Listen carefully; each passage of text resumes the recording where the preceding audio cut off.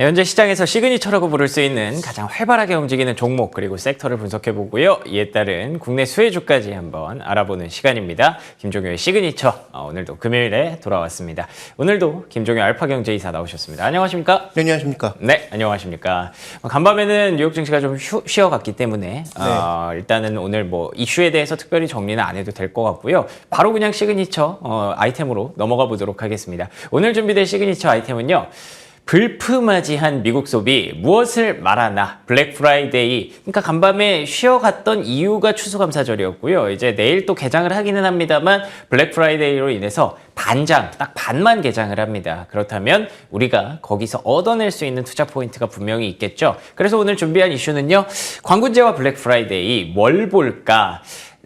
냉정하게 말하면 지금 현재 시점에서 광군제 그 매출 결과도 발표가 안 됐고요. 네. 그리고 블랙 프라이데이에 대해서도 사실 소비 침체 우려 이런 것들이 조금 더 큰 상황인데 그래도 뭘 볼까? 뭔가 포인트가 있기는 있나 봐요. 네, 일단 뭐 미국 소비에 대해서 최근에 우려의 시각이 많습니다. 저 역시 뭐 중장기적으로는 조금 조심해야 될 부분이 있다라고 판단하고 있는데요. 일단 그런 중기적인 우려가 있는 상황에도 우리가 봐야 될 것은 다른 부분이다라는 것을 오늘 말씀드리기 위함인데 그 전에 미국 소비에 대해서 진단부터 좀 하고 가보도록 하죠. 좋습니다. 자, 먼저 준비된 그림 보시면 미국 소비에서 지금 가장 눈에 띄게 드러나는 게 뭐냐면 자, 비싼 금리에도 신용카드를 쓰는 사람이 늘었다. 근데 소비가 늘었다라는 게 중요한 게 아니고 신용카드 대출액입니다. 그러니까 신용카드 대출액의 지금 금리가 뭐 15% 이상 정도의 아주 고금리인데 그 리볼빙 뭐 이런 거 말하는 건가요? 리볼빙뿐만 아니라 그냥 신용카드로 대출을 받는 사람들을 얘기하는 거죠. 아, 현금 서비스? 네, 뭐 현금 서비스를 포함한 그런 단기 대출을 이용하는 사람들이 그 높은 금리에도 늘어나고 있다는 것은 분명히 부담 요인이죠. 자, 거기다가 또 눈에 띄는 것은 연체율도 서서히 올라가고 있습니다. 물론 저 옆에 수치를 보시면 아직 2%도 안 되는 수치이기 때문에 별것 아닌 것처럼 보이지만 굉장히 급격하게 올라가고 있단 말이죠. 그래서 뭔가 저런 고금리의 돈을 쓰는 사람들이 늘고 있고 연체율이 올라가고 있다는 것은 구조적으로 뭔가 조금 불안해 보인다는 것은 맞습니다. 그렇지만 최근에 나오고 있는 소매 판매 또 추이를 보면 견조하게 나오고 있기 때문에 아직까지 소비를 위협할 정도는 아니지만 위험 신호가 있는 것은 분명하다. 이렇게 볼 수 있는 상황입니다. 예, 제가 앞서서 말씀드린 것처럼 사실 그래서 지금 현재 블랙 프라이데이에 대해서 기대감이 굉장히 낮아진 것으로 많은 경제 전문가들이 분석을 좀 하고 있습니다. 그럼에도 불구하고 뭔가 볼 포인트가 있을 것 같은데 그래서 오늘 준비한 인사이트 내용은요. 미국의 소비 중기적 부담이나 단기 재고 해소. 재고 해소에 뭔가 좀 방점이 찍혀 있는 것 같기는 하지만 그래도 어쨌든 중기적 부담부터 먼저 봐야 될 것 같기는 합니다. 네. 그래서 앞서 말씀드렸던 대로 일단 지표상으로 좀 안 좋아지고 있기 때문에 얼마나 안 좋아지고 있는지를 우리가 한번 따져볼 필요가 있는 거죠. 그렇죠. 어느 정도 수준이 되어야 정말 위험한가에 대한 판단은 뭐 과거와 지금이 꼭 똑같을 수는 없지만 그래도 분명한 시사점이 있기 때문에 그러면 미국도 DSR이라고 하는 지표가 있고 DSR이라고 하는 게 결국 내 소득 대비해서 얼마만큼 부채에서 지급하느냐가 결국 DSR 아니겠습니까? 그래서 내 소득에서 나가는 그런 부채 비용이 몇 %를 차지하는가가 관건일 텐데 자, 이제 이 그림이 굉장히 흥미로운데요. 자, 소비와 관련된 DSR과 모기지와 관련된 DSR 두 가지를 본 거죠. 자, 두 번 다 정점이 언제 나타나는지를 한번 살펴보실 필요가 있습니다. 먼저 소비의 정점에서 나타나는 것이 IT 버블이죠. 자, 그 다음에 모기지의 버블에서 나타나는 것이 금융위기입니다. 그러네요. 그래서 전체적으로 보면 이 레벨까지 올라왔을 때는 뭔가 좀 부담될 수 있다라는 그런 레벨인데 현재 지금 움직임을 보시면 모기지 쪽은 그래도 안정적인 모습을 보여주고 있으나 소비 쪽에 DSR이 약간은 위험 신호가 오고 있는 그 정도의 레벨로 왔다라는 거죠. 그래서 이 레벨에서 아까 말씀드렸던 신용카드 연체율, 신용카드의 뭐 사용 대출 이런 것들이 더 늘어나게 되면 중장기적으로도 조금 위험 신호가 나타날 수 있는 부분이 있기 때문에 그래서 지금 당장은 뭐 소비에 큰 위험이 없어 보이지만 그런데 이 부분에선 우리가 생각해 봐야 될 건 그러면 개인 파산이라든지 이런 것들로 인해서 뭔가 크게 위험이 나타날 수도 있구나라는 부분을 중장기적으로는 분명히 인지해야 된다. 이렇게 보고 있습니다. 그렇군요. 지금 보시는 대로 모기지 같은 경우에는 그래도 굉장히 안정적인 수준 수준으로 보입니다만 소비가 이제 어느 정도 임계점에 점점 다다르고 있는 듯합니다. 그렇기 때문에 또 경고의 메시지가 계속 나오는 거고요. 여기보다 추가로 올라가지 않는다면 그래도 뭐 안정적으로 유지될 수는 있겠습니다만 약간 불안한 목소리가 나오는 것도 충분히 이해가 되는 그런 차트였습니다. 근데 그럼에도 불구하고 분명히 시장의 주가, 종목들의 주가 움직임을 보면 나쁘지 않은 주가들이 좀 있거든요. 네. 근데 이제 소비주들의 전체적인 흐름을 보시면 이런 우려들을 반영해서 주가가 미리 내려왔죠. 근데 최근 들어서 오히려 부진했던 주가는 반등하고 실적에 미스가 났던 종목은 급락하는 그런 양상이 나타나고 있는 거죠. 예. 자, 아마존 같은 경우에는 뭐 신고가로 움직이고 있는데 이게 소비 때문에 움직인다라고 보기는 어렵습니다. 글쎄요. 예. 아무래도 뭐 매그니피션 뭐 세븐에 속해 있기도 하고 대형주에 대한 어떤 관심이 쏠리고 있다라는 것 때문에 아마존이 움직인다는 것을 고려해 본다면 그렇죠. 나머지 한 세 종목 정도가 소비와 관련돼서 좀 더 민감하게 움직이는 종목이라고 봐야 될 텐데요. 그동안 뭐 타겟이나 메이시스 같은 경우는 실적도 별로였고 여러 가지 요소로 인해서 주가가 바닥에 바닥을 파는, 그러니까 미국 증시의 상승과는 전혀 관련이 없는 그런 종목들이었는데, 자, 최근 들어서는 뭐 실적 발표하면서 갑자기 이제 급등이 나오고 있는 그런 양상들이고요. 괜찮네요. 네, 반대로 월마트는 실적 발표하면서 오히려 흔들리고 있는 그런 모습이죠. 맞습니다. 그래서 여기서 얻을 수 있는 그 흐름은 뭐냐면 결국은 최악에 달했던 타겟이나 메이시스 같은 종목군들이 이번에 상당 부분 재고를 털고 일정 부분 수익이 개선될 수 있다는 기대감이 나타나고 있는 반면 그동안 비교적 견조했던 월마트 같은 이런 종목군들은 오히려 어닝미스가 나타나면서 시장에서 변동성을 주고 있는 굉장히 좀 재밌는 그림이 그려지고 있는 거죠. 그럼 우리가 여기서 얻을 수 있는 포인트는 아까도 언급드렸던 것처럼 미국 소비의 중장기 흐름은 여전히 변수가 많아 보이고 위험해 보이지만 단기적으로는 저렇게 쌓인 재고 물량, 그다음에 소비가 제대로 되지 않는다는 부담감 때문에 내렸던 종목군들이 갑자기 급반전하고 있는 저 포인트는 아마도 미래 소비가 불안하면 가장 많이 할인해주는 지금 많이 사지 않을까? 특히 내구재라든지 이런 것들에 대한 소비를 늘리지 않을까라는 생각을 해봐야 하는 거죠. 그래서 어저께 제가 눈이 굉장히 아팠는데 네.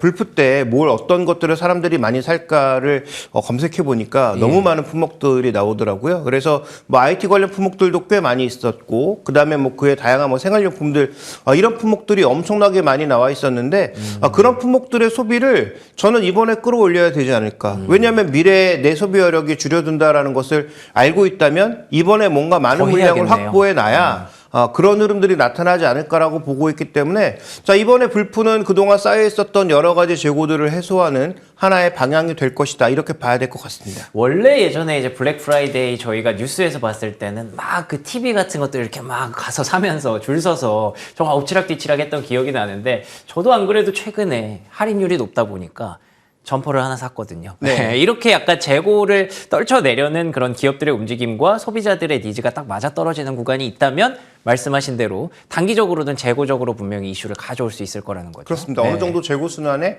도움이 될 수 있는 흐름이기 때문에 네네. 그렇다면 저 흐름과 같이 갔던 종목들에 대해서도 한번 관심을 가져볼 필요가 있지 않나 이렇게 좀 보고 있습니다. 그래서 지금 나오고 있는 차트가 미국의 품목별 물가 기여도인데 여기서 확인할 수 있는 인사이트는 뭐가 있을까요? 네, 최근에 이제 에너지 가격이 다시 급락하고 있잖아요. 예. 근데 지금 전체적인 이제 물가 기여도를 보시면 다 이제 떨어지고 있는 그런 상황인데 물론 가장 큰 부분을 주거비가 차지하고 있기 때문에 주거비가 얼마나 가파르게 떨어지느냐가 중요하죠. 가장 중요하긴 할 네. 거예요.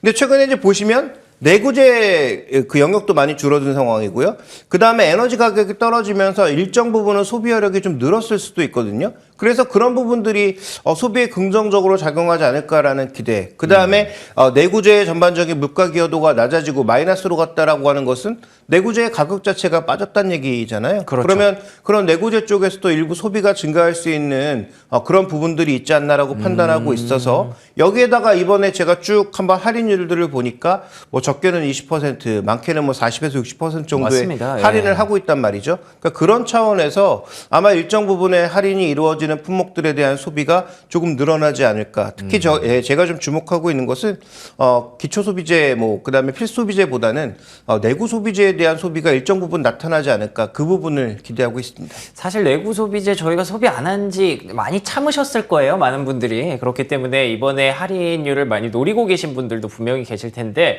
실제로 이번에 할인율이 굉장히 높게 책정되는 업체들이 많이 있습니다. 그렇기 때문에 이 부분도 여러분들 소비자로서 포인트 잡아가지고 나가시면 좋을 것 같고요.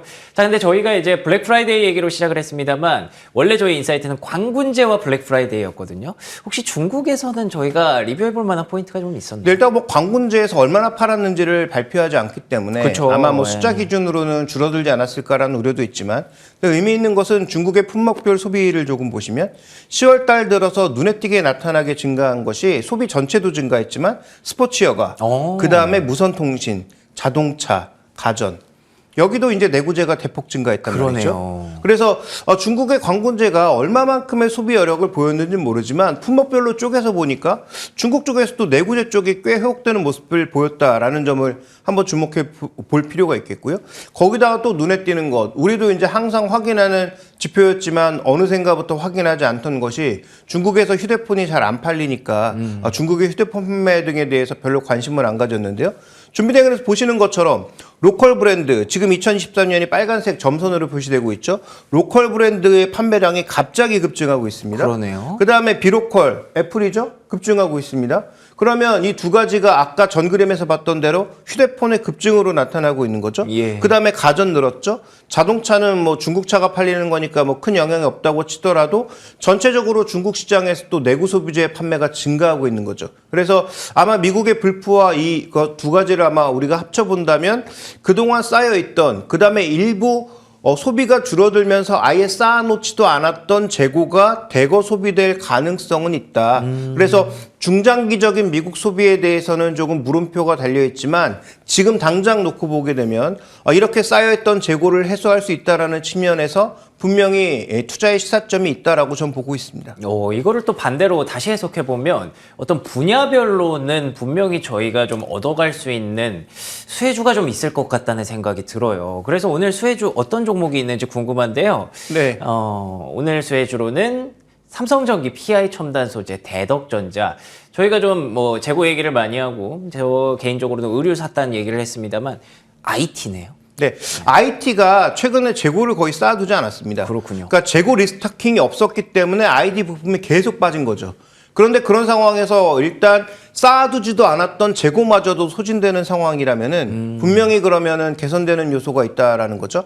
자, 그런 차원에서 중국에서 휴대폰 판매가 늘어나면 가장 먼저 봐야 되는 종목 누가 뭐래도 삼성전기입니다. 그렇군요. 그다음에 두 번째로 살펴봐야 될 종목이 PI 첨단 소재인데, 자, PI 첨단 소재는 왜 선정했을까? 로컬 브랜드가 지금 빠르게 올라간다라고 말씀드렸잖아요. 근데 그 로컬 브랜드는 샤오미나 오포, 비보가 아닙니다. 아시는 것처럼 화웨이의 메이트 60이 급증하고 있는 거거든요. 잘 나왔다 하더라고요. 네, 그런데 그 화웨이의 PI 첨단 소재가 부품을 공급하고 있죠. 그렇군요. 폴리미드 필름을 공급하고 있는 상황이기 때문에 그럼 메이트 그 60이 잘 팔렸을 때 수혜받을 수 있는 종목으로서의 가능성도 있고, 최근 또 PI 첨단 소재가 그 프랑스 회사가 PI 첨단 소재를 인수했는데 원래 대주주가 PE였잖아요. 그런데 그걸 이제 프랑스 회사가 인수하는 과정에서 여러 국가들의 협의를 얻어내야 됐는데 가장 이제 걸림돌이라고 봤던 중국 쪽에서 협의를 얻어냈단 말이죠. 그래서 뭐 그런 차원에서도 좀 관심이 필요하지 않나라고 보여지고 있고, 그 다음에 이제 휴대폰 전체적으로 회복되는 차원에서 뭐 여러 종목군들도 볼 필요가 있을 것 같고요. 그 다음에 이런 내구 소비재의 전반적인 판매가 증가하게 되면 FCBGA 같은 어떤 굉장히 앞단에 있는 PCB도 늘어나겠지만 뒷단의 PCB도 같이 늘어날 수 있다는 거죠. 내구재 전체 증가할 수 있으니까. 그러면 PCB단에서의 움직임도 주목해 봐야 됩니다. 뭐 대표 종목으로서 대덕전자만 넣어왔지만 뭐 일단 뭐 디램 쪽이 만약에 증가하는 흐름이라면 신텍도 관심 가져볼 필요가 있을 것 같고요. 자, 코리아 서킷처럼 범용 PCB를 많이 만드는 업체에 대해서도 한번 우리가 주목해 볼 필요가 있지 않나라고 보여지고 있어서 미국과 중국의 양대 소비축이 내구재 소비를 어쨌든 한번 가져가는 흐름으로 가고 있다라는 측면에서 저는 국내 IT 부품주들에게도 적어도 연말 그다음에 연초에 기회가 한 번 정도 돌아올 수 있다. 다만 이 기회가 예전처럼 그렇게 폭발적인 기회는 아닐 수 있지만 그쵸. 그래도 그동안 주가가 워낙 안 좋았던 종목군들에게 주가 회복을 가져올 수 있는 근거가 될 수 있다. 이렇게 판단하고 있습니다. 좋습니다. 간밤에 말씀드린 대로 뉴욕 증시가 휴장했지만 그래도 제가 뉴스를 이것저것 찾다 보니까 하나 정도 찾았거든요. 10월에 글로벌 스마트폰 판매량이 전년 동월 대비 5% 증가했다고 합니다. 근데 이게 무려 28개월여 만에 증가세를 기록했다는 거더라고요. 이 중국의 이런 흐름도 분명히 영향이 있었을 것 같고요. 그렇다는 점에서 IT 부품주의 재고 사이클 한번 주의 깊게 보시면 좋을 것 같습니다. 자, 오늘도 이렇게 김종효의 시그니처 함께 해봤고요. 저희는 다음 주에 또 인사드리는 걸로 하겠습니다. 오늘도 좋은 말씀 고맙습니다.